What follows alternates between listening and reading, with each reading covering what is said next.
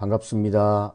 이번 시간에는 앱 인벤터를 활용해서 변수라고 하는 걸 알고 앱 인벤터 내에서 간단한 우리 계산기를 한번 좀 같이 실습해보는 그런 시간을 갖도록 하겠습니다.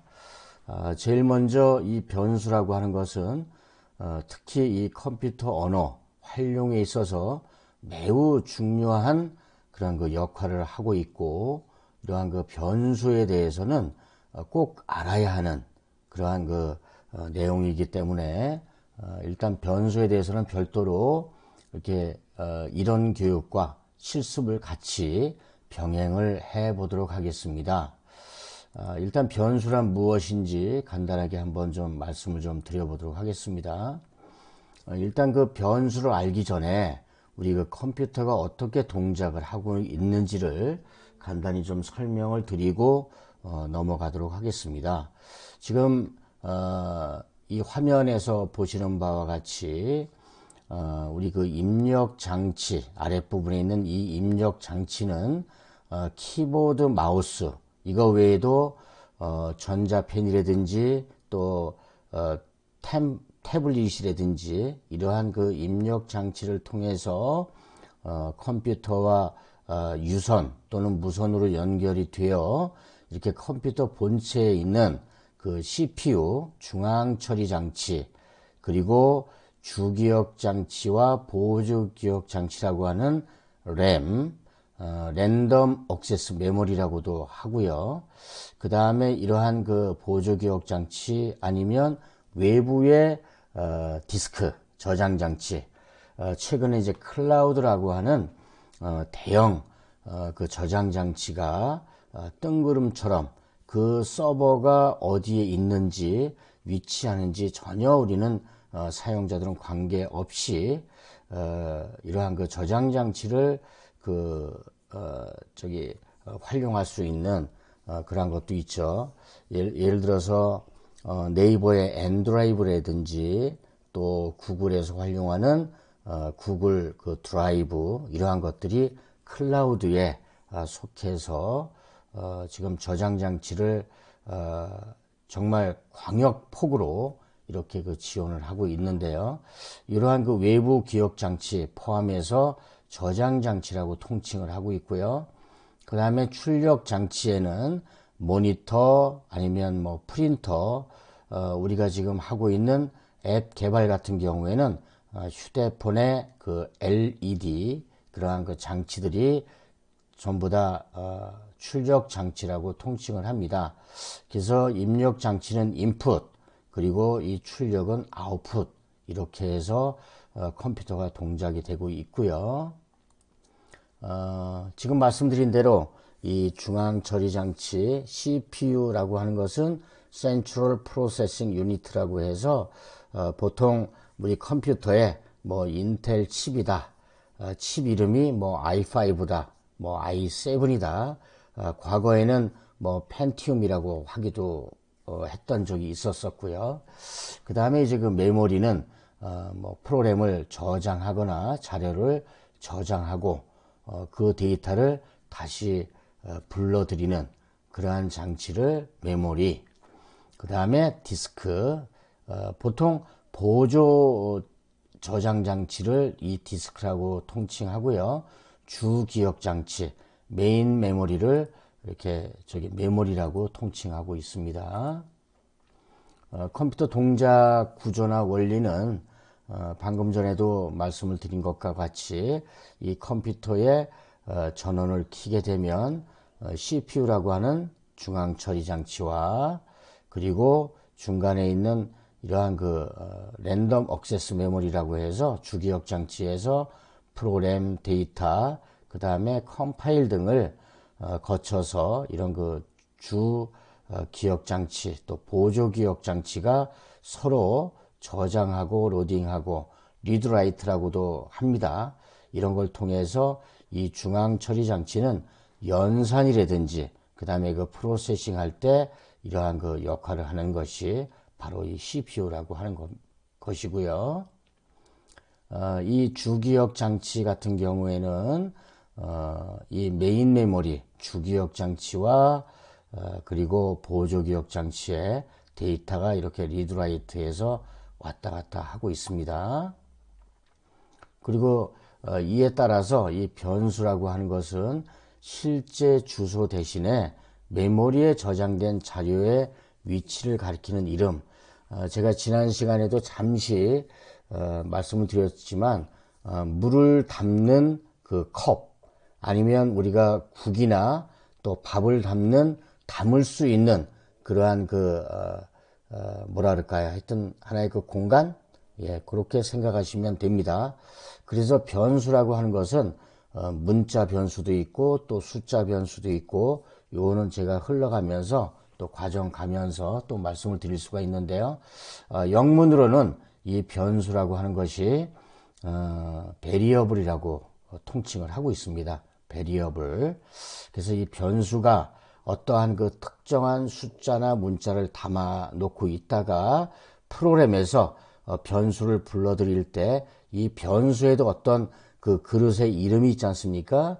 예를 들어서 뭐 텀블러, 뭐 종이컵, 뭐 플라스틱 컵, 뭐 밥그릇, 또 국그릇, 이러한 그 명칭이 있듯이 이 변수 역시도 문자 변수라고 해도 예를 들어서 NUM1, NUM2, 아니면 뭐 결과 같은 경우에는 RESULT, result. 그래서 이렇게 이름을 정해줄 수가 있다.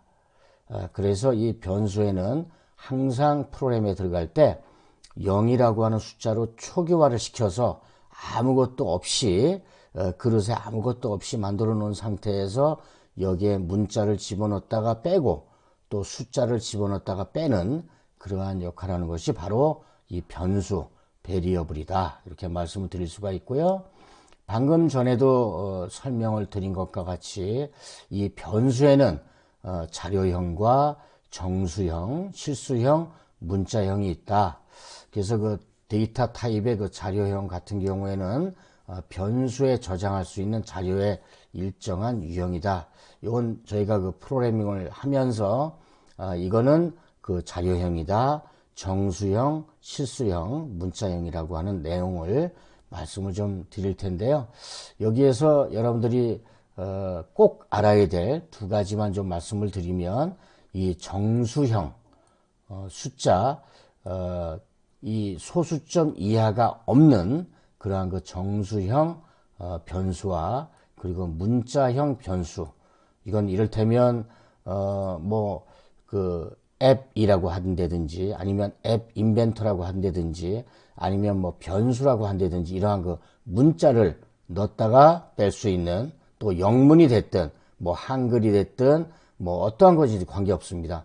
예를 들어서 숫자를 만약에 문자형 변수에다 넣었다 그러면 이 숫자 역시도 변자로 인식할 수가 있고요. 그 다음에 이 정수형엔 이 숫자 외에는 일체 문자는 받아들여지지 않습니다. 어떻게 되냐고요? 만약에 문자를 이 정수형 변수 그 안에다가 넣게 되면 에러가 나도록 되어 있고요.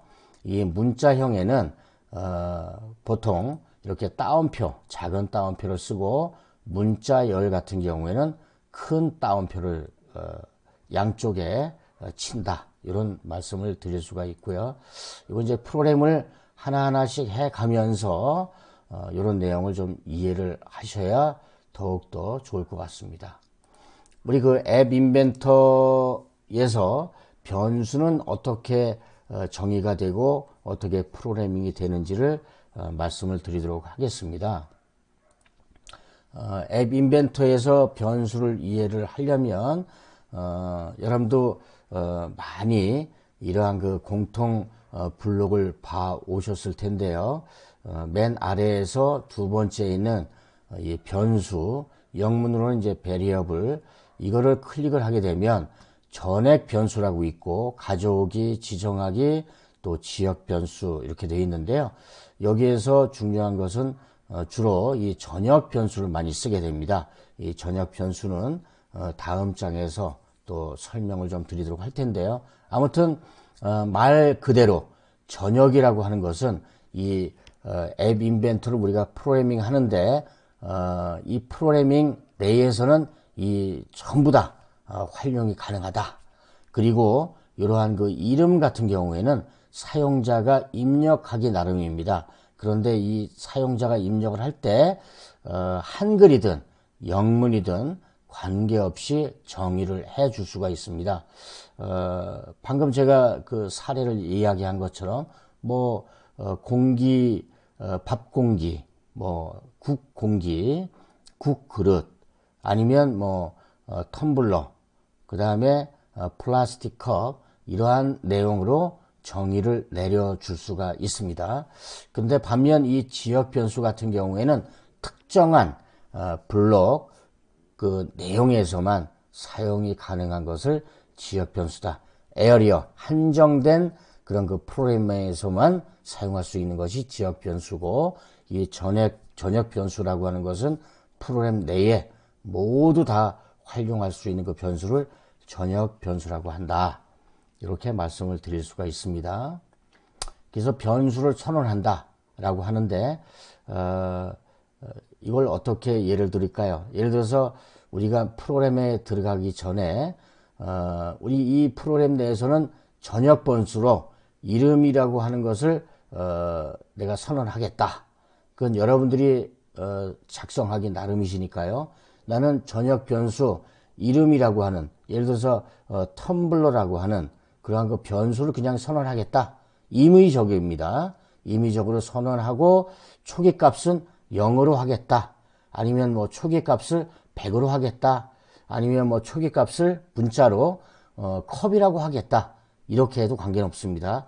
이 프로그램에 따라서 변수가 어떠한 역할을 하는지에 따라서 선언하기 나름이고요.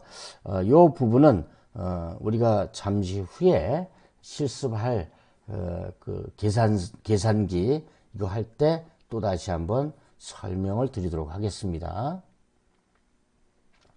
그리고 변수의 초기값 지정, 전역 변수가 됐든 지역 변수에서 숫자형은 우리 수학이라고 하는 공통 블록에 들어가서 클릭을 하게 되면 맨 위에 이렇게 파란색으로 그 데이터를 입력하게끔 나오고요. 이 부분을 끌어다가 갖다가 전역 변수나 아니면 지역 변수 옆에 끼워주면서 0이든 아니면 100이든 뭐 1000이든 반드시 숫자만 입력이 되어야 되고요.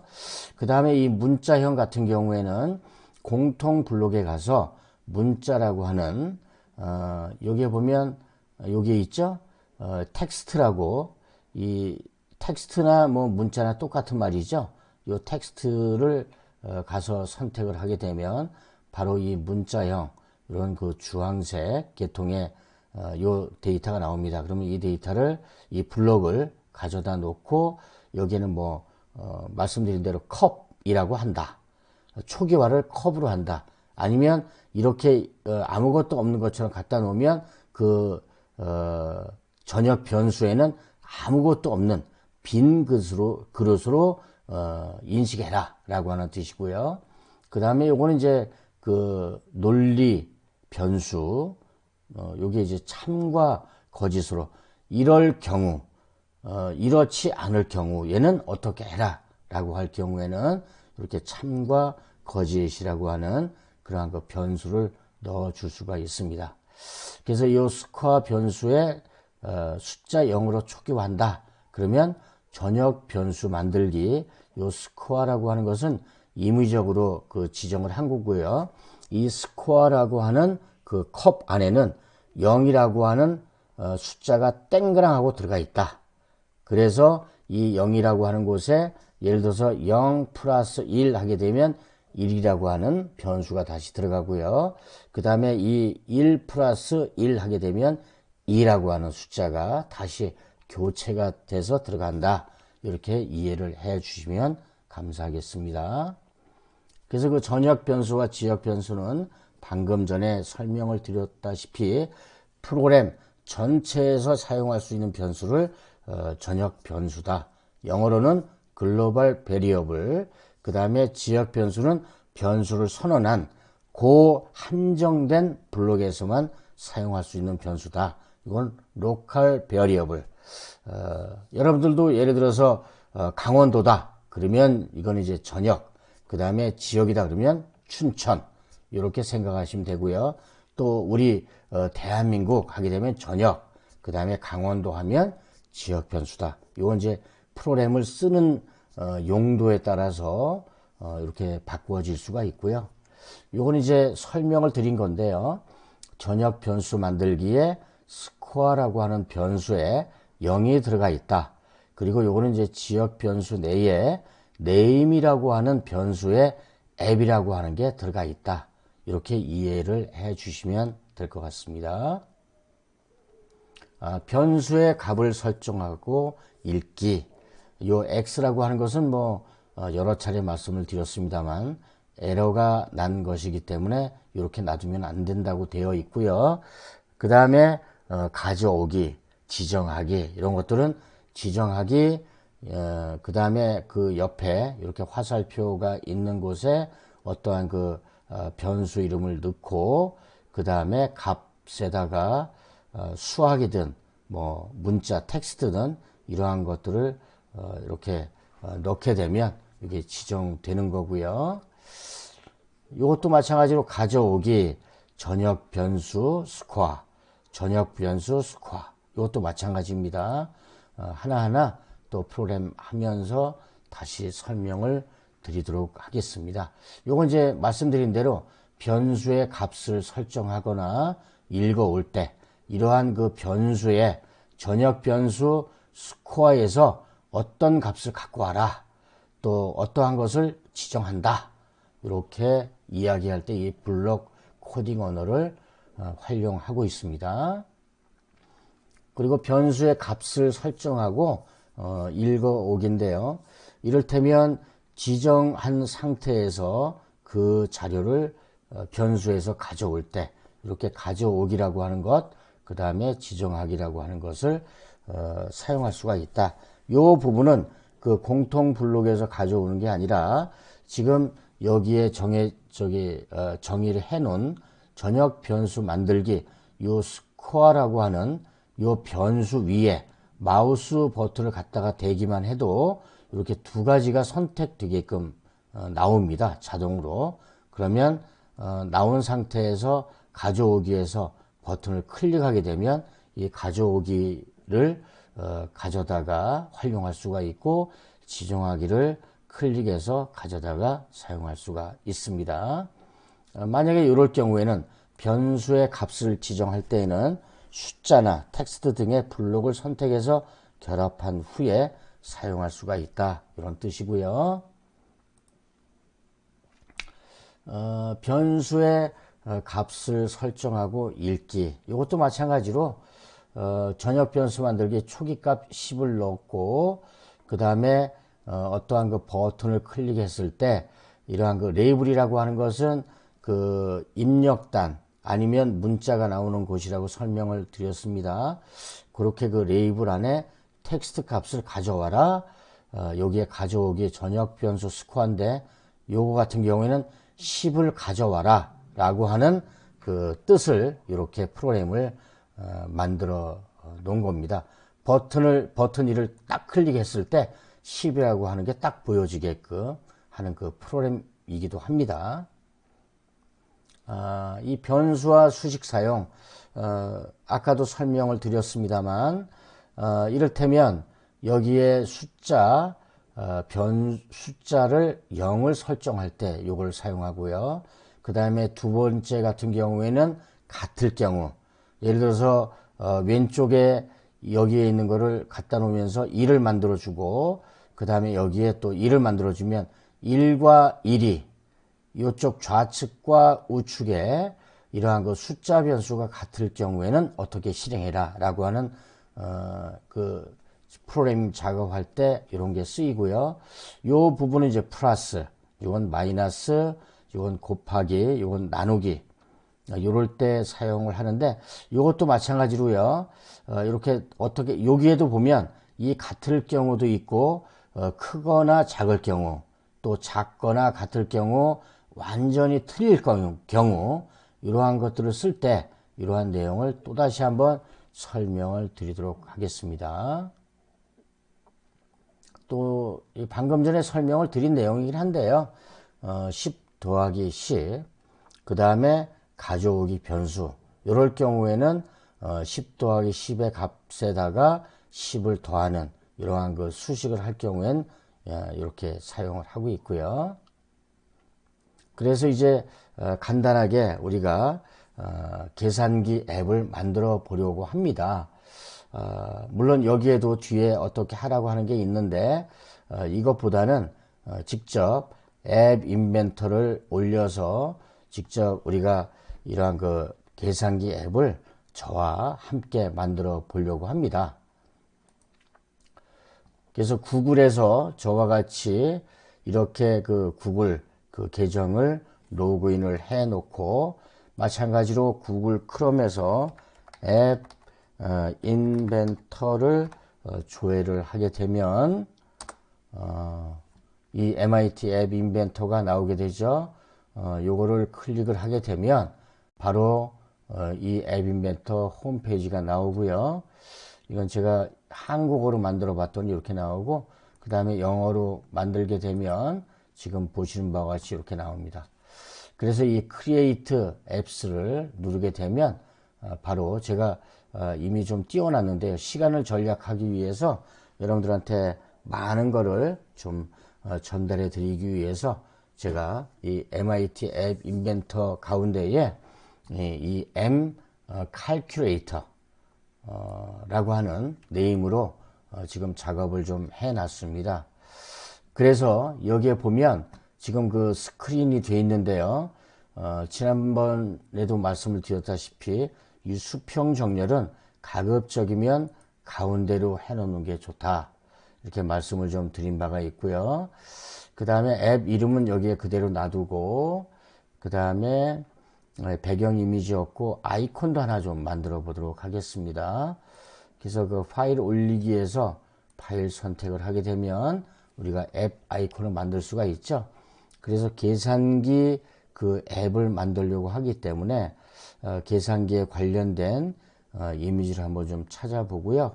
혹시 여러분들도 이렇게 그 계산기 앱을 찾다가 없으면 뭐 특정한 거 여러분들이 알만한 그러한 이미지를 가져다가 여기에 설치해도 관계 없습니다. 그래서 저 같은 경우에는 뭐 아무나 설정해도 관계가 없습니다만, 이렇게 좀 우리 벌이 움직이는 이렇게 뭔가 좀 누르는 이러한 거를 한번 가져다가 앱 아이콘을 일단 만들어 놓고요. 그 다음에 상태 보이기 제목에다가 계산기 앱 이렇게 만들어 보도록 하겠습니다. 그래서 계산기 앱이라고 나왔고요. 그 다음에 여기에 우리가 그 계산기 앱에 숫자를 2개를 입력을 해야 되고, 그 다음에 더하기, 빼기, 곱하기, 나누기 버튼을 만들고, 그 다음에 그 밑에 결과가 나오는 그러한 그 UI를 한번 만들어 보도록 하겠습니다. 그러면 제일 먼저 해야 될 것이 레이블을 통해서 공간을 좀 살짝 확보를 좀 하도록 하겠습니다. 이 위에. 그래서 레이블을 갖다 놓고요. 글꼴 크기는 정의할 필요가 없고, 그 다음에 높이는 대략 살짝만 띄우면 되니까 10픽셀 정도만 여유를 두고요. 너비는 부모 요석에 맞춰서 좌측 우측 전부 다 확보되게끔 하고, 텍스트는 없애도록 하겠습니다. 그러면 이러한 그 공간이 확보됐고요. 그 다음에 수평 배치를 통해서 레이블과 그 다음에 그 텍스트 상자를 놓아서 숫자를 입력하도록 하겠습니다. 이 수평 배치는 레이아웃에서 수평 배치를 갖다가 놓으면 중간에 위치하고요. 그 다음에 여기에 사용자 인터페이스에 가서 레이블을 이 안에다가 수평 배치 안에다가 넣고, 또 하나는 텍스트 상자, 텍스트 박스, 요거를 요 안에다가 또 넣도록 하겠습니다. 그러면 여기에 숫자 1, 그 다음에 숫자 1이 입력될 수 있도록, 그래서 요 레이블 2 같은 경우에는 첫 번째 숫자라고 한번 정의를 해 보겠습니다. 첫 번째 숫자, 그 다음에 텍스트 정렬은 중앙으로 해 놓도록 하겠습니다. 첫 번째 숫자로 바뀌었고요. 그 다음에 이 텍스트 박스에는 숫자가 입력되는 공간이기 때문에 굳이 여기에 뭐 특별하게 지금 맞춰 놓을 건 없고요. 그러나 요게 그래도 또 숫자가 더 많을 수가 있으니까 이 수평 배치를 높이는 놔두고 여기에 그 너비만, 그러니까 여러분들은 그냥 놔두셔도 관계는 없습니다. 근데 저는 여유롭게 하기 위해서 이렇게 부모 맞추기로 해 놓겠습니다. 그리고 여기에 또 하나 두 번째 숫자를 좀 넣게 하기 위해서 수평 배치를 또 하나 갖다 놓도록 하겠습니다. 레이아웃에 가서 수평 배치를 갖다 놓고 똑같이 여기에 이 두 번째 숫자와 이 텍스트 공간을 넣도록 하겠습니다. 사용자 인터페이서 레이블을 하나 갖다 놓고요. 또다시 텍스트 상자, 텍스트 박스를 갖다가 놓도록 하겠습니다. 그러면 똑같이 이 수평 배치도 높이는 놔두고 너비를 이렇게 부모 요소 맞추기 해 놓고 레이블 3, 이것도 마찬가지로 두 번째 숫자로 명칭을 바꾸고 가운데로 하고요. 그리고 요 텍스트는 그대로 여기에 놔두도록 하겠습니다. 그리고 여기에 조그마한 공간을 또 하나 띄우고요. 레이블이라고 하는 것을 갖다가 놓고 여기에 살짝만 좀 공간을 띄워 보도록 하겠습니다. 이건 뭐 부모 맞추기나 이런 거 할 필요 없고요. 그냥 텍스트만 지우도록 하겠습니다. 그리고 요 밑에는 우리가 수평 배치를 또 하게 되는데 요거를 수평 배치를 놓고 더하기, 빼기, 곱하기, 나누기를 여기에 배치를 하도록 하겠습니다. 그래서 레이아웃에 가서 다시 수평 배치를 갖다 놓고요. 그 다음에 사용자 인터페이스에서 더하기, 빼기, 곱하기, 나누기 버튼을 4개를 여기에 갖다 놓도록 하겠습니다. 버튼 2, 버튼 3, 버튼 4. 그럼 여기 잘 보이질 않죠? 물론 이것도 마찬가지로 수정을 해도 되지만 시간이 없는 관계로 조금 있다가 바꾸고요. 요거는 더하기. 더하기인데 이렇게 또 촌스럽게 우리 그 전자계산기에도 더하기 이렇게 없듯이 이건 한번 기호로 넣어보도록 하겠습니다. 글꼴 크기는 약 한 16 정도로 놓고 텍스트 정렬은 가운데 이렇게 하고요. 그 다음에 텍스트 2 버튼 마찬가지로 여기에 빼기를 놓고요. 글꼴 크기를 16으로 놓고 그 다음에 버튼 3는 여기에 곱하기가 요 아스테리스크 요 표시입니다. 그리고 이 버튼사 같은 경우에는 나누기는 보통 슬래시를 씁니다. 전자계산 용어로. 그렇게 좀 했는데요. 여기에 보기에 살짝 조금 너무 촘촘하고 좀 이렇게 누르기가 좀 어렵지 않나 이렇게 생각이 좀 들어서, 그리고 이게 지금 크기가 정확하지 않지 않습니까? 그래서 저 같은 경우에는 여기에 높이를 50픽셀, 그 다음에 너비도 마찬가지로 50픽셀. 여러분도 이렇게 하게 되면 아주 적절합니다. 좀 커졌죠? 그리고 여기에도 마찬가지로 50픽셀, 그리고 너비도 50픽셀. 그리고 곱하기도 마찬가지로 50 픽셀, 너비도 50 픽셀. 아주 확실하게 커졌죠? 그 다음에 나누기도 여기에 50 픽셀, 너비도 50 픽셀. 자, 이렇게 됐고요. 그 다음에 요 밑에 결과만 하나 나오면 되겠죠?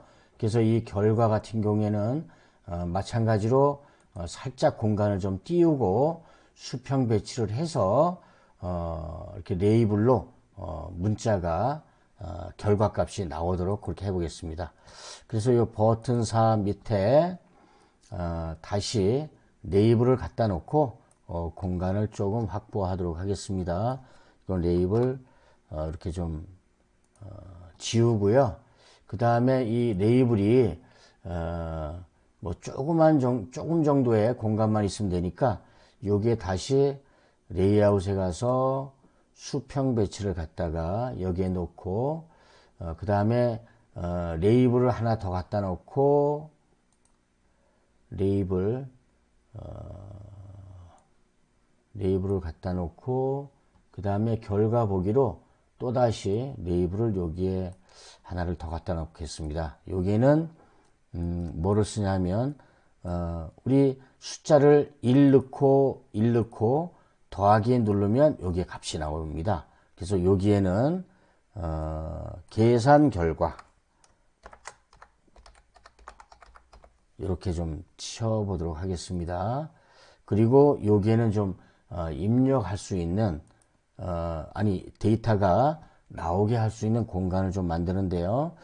여기 그 텍스트를 없애고 대신 여기에 그 결과 보기에 최소한 그래도 공간을 좀 확보해야 되기 때문에 여기에 그 크기를 30 픽셀로 높이를 잡고요. 그래야 그 숫자 결과가 좀 나올 수가 있겠죠. 그 다음에 너비는 대략 200 픽셀 이렇게 좀 길게 나와야 되니까 이렇게 하게 되면 여기에 있는 이 수평 배치는 자동으로 높이와 너비를 자동으로 해도 우리가 여기에 레이블 갖다 놓고 그 다음에 입력할 수 있는 공간을 이렇게 놓게 되면 이게 어느 정도 그래도 이 디자이너 모드에서는 중앙에 잘 배치했다 이렇게 할 수가 있고요.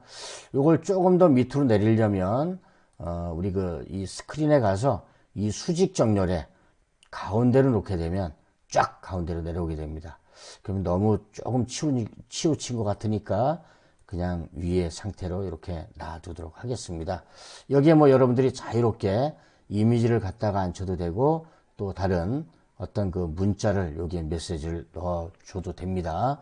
그리고 이 버튼 1, 2, 3, 4에도 마찬가지로 더하기, 빼기, 곱하기, 나누기 이렇게 버튼으로 수정을 해서 사용해도 됩니다. 자, 여기까지가 우리 변수를 활용하는 앱 인벤터의 디자이너 모드까지 다 지금 완료가 된 상태입니다.